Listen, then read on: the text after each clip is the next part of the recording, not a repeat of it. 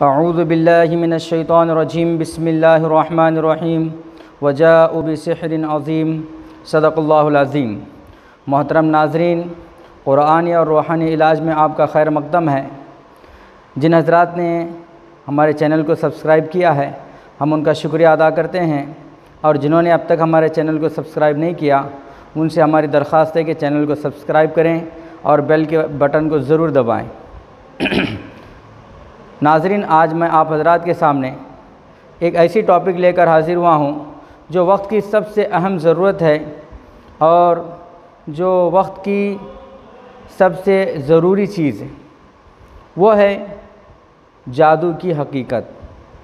تو انشاءاللہ اس ویڈیو میں ہم آپ کو یہ بتائیں گے کہ کیا واقعتاً جادو ہے یا نہیں ہے۔ اگر ہے تو پھر اس کی حقیقت ہم آپ کو بتائیں گے۔ تو سب سے پہلا سوال یہ ہے کہ کیا واقعتاً جادو ہے یا نہیں؟ تو جادو ہے۔ اللہ تعالیٰ نے خود قرآن میں ارشاد فرمایا وَجَاءُوا بِسِحْرٍ عَظِيمٍ کہ وہ لوگ بڑا جادو لے کر آئے۔ اسی طرح موسیٰ علیہ السلام نے جب فرعون کو دعوت دی تو فرعون نے جو ہے پورے جادوگروں کو جمع کیا۔ موسیٰ علیہ السلام کے مقابلے میں پوری تفصیل تو آپ جانتے ہی ہیں، میں صرف یہ عرض کرنا چاہتا ہوں کہ وہ جادوگر جب آئے تو انہوں نے رسیوں اور لکڑیوں کو ڈالا اور اپنے جادو سے ایسا کیا کہ موسیٰ علیہ السلام کو خیال ہونے لگا کہ واقعتاً یہ سانپ ہیں، اژدہے ہیں جو ان کی طرف دوڑ رہے ہیں۔ اللہ نے قرآن میں سورہ طٰہٰ آیت نمبر 66 میں اللہ نے اس کو بیان فرمایا یُخَیَّلُ إِلَیْهِ مِن سِحْرِهِمْ أَنَّهَا تَسْعَىٰ کہ ایسا انہوں نے جادو کیا کہ موسیٰ علیہ السلام کو خیال ہونے لگا کہ یہ سانپ ہیں، اژدہے ہیں جو ان کی طرف دوڑ رہے ہیں۔ تو اب موسیٰ علیہ السلام کے دل میں ایک خوف پیدا ہو گیا۔ یہ خوف سانپ سے ڈر کر نہیں ہوا تھا، بلکہ موسیٰ علیہ السلام یہ سوچ رہے تھے کہ ان کا جو معجزہ تھا وہ بھی وہی تھا، تو کہیں لوگ یہ نہ سوچیں کہ موسیٰ علیہ السلام بھی خدا نخواستہ کہیں جادوگر ہیں، کہیں لوگ یہ نہ سوچیں۔ تو اللہ تعالیٰ نے فرمایا وَلَا تَخَفْ إِنَّكَ أَنْتَ الْأَعْلَىٰ، اللہ نے فرمایا کہ اے موسیٰ علیہ السلام آپ مت گھبرائیے، آپ ہی سر بلند رہیں گے۔ تو پتہ یہ چلا کہ جادو واقعتاً ہے، اور آگے اللہ نے فرمایا وَلَا يُفْلِحُ السَّاحِرُ حَيْثُ أَتَىٰ، اللہ نے فرمایا کہ جادوگر کیسے بھی آئیں وہ کامیاب نہیں ہو سکتے۔ اور میرے اور آپ کے آقا جناب محمد رسول اللہ صلی اللہ علیہ وسلم پر بھی جادو کیا گیا۔ مسلم شریف کی روایت ہے لبید بن عاصم نے اللہ کے حبیب صلی اللہ علیہ وسلم پر جادو کیا تھا۔ جب اللہ کے حبیب صلی اللہ علیہ وسلم نے اللہ سے دعا کی تو اللہ نے حضرت جبرائیل اور میکائیل کو بھیج کر بتایا کہ اللہ کے حبیب صلی اللہ علیہ وسلم پر جادو کس نے کیا ہے اور وہ کس چیز میں کیا گیا ہے، کہاں چھپایا گیا ہے۔ وہ اللہ کے حبیب صلی اللہ علیہ وسلم کے بال مبارک لے کر کنگھی میں جادو کیا گیا تھا، اس کو جو ہے ایک کنویں میں چھپایا گیا تھا۔ اللہ کے حبیب صلی اللہ علیہ وسلم نے حضرت علی کو بھیجا اور یہ دو صورتیں نازل ہوئی، سورہ فلق اور سورہ ناس۔ اس میں 11 آیتیں ہیں۔ اللہ کے حبیب صلی اللہ علیہ وسلم کے بال مبارک لے کر 11 گرہیں ڈالی گئی تھی۔ جب ایک ایک آیت پڑھی جاتی ایک ایک گرہ کھلتی جاتی۔ اس طرح سے اللہ کے حبیب صلی اللہ علیہ وسلم کا بھی جادو ختم ہوا۔ تو اللہ کے حبیب صلی اللہ علیہ وسلم پر بھی جادو کا اثر ہوا تھا، تو پتہ چلا کہ جادو واقعتاً موجود ہے۔ اور یہ جادو کا سلسلہ سیدنا آدم علیہ السلام سے شروع ہے، کیونکہ اللہ تعالیٰ نے پہلے دن ہی سے شیطان کو اللہ نے پوری طاقت اور اختیار اللہ نے دیا تھا، اور شیطانی قوت اور طاقت کا نام ہی جادو ہے۔ کیونکہ جادوگروں کے پاس تو کچھ بھی نہیں ہوتا، نہ علم ہوتا ہے، نہ کوئی ان کے پاس طاقت ہوتی ہے، وہ شیاطین اور شرکت جنات ہی سے جو ہے مدد لیتے ہیں، وہی ان کے کام کرتے ہیں۔ سلیمان علیہ السلام کے زمانے میں اس جادو کی جو ہے بہت زیادہ اس جادو کو بہت زیادہ جو ہے اہمیت دی گئی اور اس کا بہت زیادہ زور چلنے لگا۔ شیاطین نے جو ہے یہودیوں کے دماغ میں یہ بات ڈالی تھی کہ حضرت سلیمان علیہ السلام کی جو بادشاہت ہے، جو سلطنت ہے، وہ جادو ہی کی وجہ سے، تم بھی جادو سیکھ لو تو تم بھی جو ہے اقتدار کے مالک بن سکتے ہو، تمہارے ہاتھ میں بھی حکومت آ سکتی۔ تو اس لیے جادو کا زور ہو گیا، اور یہاں تک کہ یہودیوں نے حضرت سلیمان پر الزام لگایا کہ حضرت سلیمان علیہ السلام خود جادوگر تھے، الزام لگایا، بہتان لگایا۔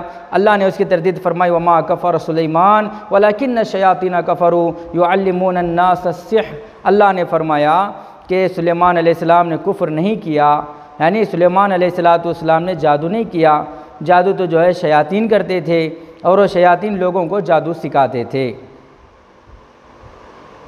تو یہ جادو واقعتاً جو ہے یہ جادو موجود ہے اور اس جادو کی جو حقیقت ہے، لیکن یہود جب جو ہے یہ سمجھنے لگے کہ یہ جادو ہی ہے اصل چیز، اور جادو دکھانے کے بعد یہود یہ سمجھ رہے تھے کہ یہ معجزہ ہے، یہ سمجھ کر جادوگروں کی جو ہے اقتدا کر رہے تھے۔ اس کو جھٹلانے کے لیے اور اس میں فرق، جادو اور معجزے میں فرق بتلانے کے لیے اللہ نے ہاروت اور ماروت کو بھیجا۔ وہ لوگ آئے اور انہوں نے بتایا کہ جادو اور معجزے میں کیا فرق ہے۔ پھر اللہ نے آگے یہ بھی فرمایا کہ جادو تو ہے، واقعتاً جادو کی حقیقت موجود ہے، لیکن اس میں تاثیر اللہ کے حکم کے بغیر نہیں آ سکتی۔ وَمَا هُمْ بِضَارِّينَ بِهِ إِلَّا مِنْ أَحَدٍ إِلَّا بِإِذْنِ اللَّهِ۔ اللہ قرآن میں فرما رہے ہیں کہ جادوگر جادو کے ذریعے سے کسی کو نقصان نہیں پہنچا سکتے جب تک کہ اللہ کی مشیت شامل نہ ہو۔ اللہ کے حکم کے بغیر کوئی جادوگر کسی کو نقصان نہیں پہنچا سکتا، کسی کو بھی نقصان نہیں پہنچا سکتا۔ تو پتہ چلا جادو تو ہے، لیکن وہ جادو کا اثر ہونے کے لیے بھی اللہ کی مشیت ضروری ہے۔ اب یہاں ایک چیز ہمیں سمجھیں، اللہ کی مشیت اور اللہ کی رضامندی میں فرق ہے۔ بہت سارے لوگ یہ سوچتے ہیں کہ اگر اللہ کی جو ہے مشیت ہے تو اللہ اپنے بندوں کو کیوں پریشان کرنا چاہتے ہیں؟ تو ہم یہ سمجھیں کہ اللہ کی مشیت یعنی اللہ نے اختیار دیا بندہ کو۔ اللہ نے قرآن میں فرمایا ہدیناہم نجدین، اللہ نے فرمایا کہ ہم نے دونوں راستے بتا دیے، نیکی کا بدی کا دونوں راستے ہم نے بتا دیے۔ اور آگے دوسری کہ اللہ نے جگہ ارشاد فرمایا املی لہم ان کید متین، اللہ فرما رہے ہیں کہ ہم ڈھیل دے رہے ہیں، جب ہم پکڑنے پر آتے ہیں تو ہماری پکڑ بڑی سخت ہے۔ تو یہ مشیت کا مطلب یہ ہے کہ اللہ بندے کو اختیار دیتے ہیں، ڈھیل دیتے ہیں، پھر اگر جو ہے اس میں زیادہ سرکشی کرتا ہے اللہ اسے دبوچ لیتے ہیں، لیکن اللہ کی رضامندی صرف اور صرف نیک کاموں میں ہوتی ہے۔ اور یہ جادو جو ہے یہ ایک سبب ہے، جادو بذات مؤثر نہیں ہے۔ جادو ایسا نہیں ہے کہ جادو کر دیا تو بس اب اس کا اثر ہو کے ہی رہے گا، ایسا بالکل نہیں، ایسا بالکل نہیں ہے۔ جادو صرف ایک ذریعہ ہے۔ جس طرح سے آدمی کو بھوک لگتی ہے تو کھانا کھاتا ہے تو اس کی بھوک ختم ہو جاتی ہے، پیاس لگتی ہے پانی پیتا ہے تو اس کی پیاس ختم ہوتی ہے، یہ تو یقینی سبب ہے۔ پانی پیا تو پیاس بجھتی ہے، کھانا کھایا تو بھوک جو ہے مٹ جاتی ہے، لیکن جادو یقینی سبب بھی نہیں ہے۔ جادو اگر کوئی کرے تو ہونا ضروری نہیں ہے، اگر اللہ کی مشیت ہے تو ہوگا ورنہ نہیں ہوگا۔ تو یہ اسباب میں بھی سب سے ضعیف سبب ہے، تو اس سے ڈرنے کی ضرورت نہیں ہے، کیونکہ اللہ نے اعلان بھی فرما دیا، آخر میں اللہ نے اعلان میں فرما دیا وَلَا يُفْلِحُ السَّاحِرُ حَيْثُ أَتَىٰ، کہ جادوگر کس اعتبار سے بھی آئے، جس طریقے سے آئے، جس طرح سے بھی آئے، وہ کبھی کامیاب نہیں ہو سکتا۔ انشاءاللہ آئندہ ویڈیو میں ہم جادو کرنے اور کروانے والے کی سزا بیان کریں گے کہ اللہ نے اس کے لیے کیا سزائیں متعین کی ہے۔ اللہ سے دعا ہے کہ اللہ ہم تمام کی پوری امت کی جادو سے حفاظت فرمائے۔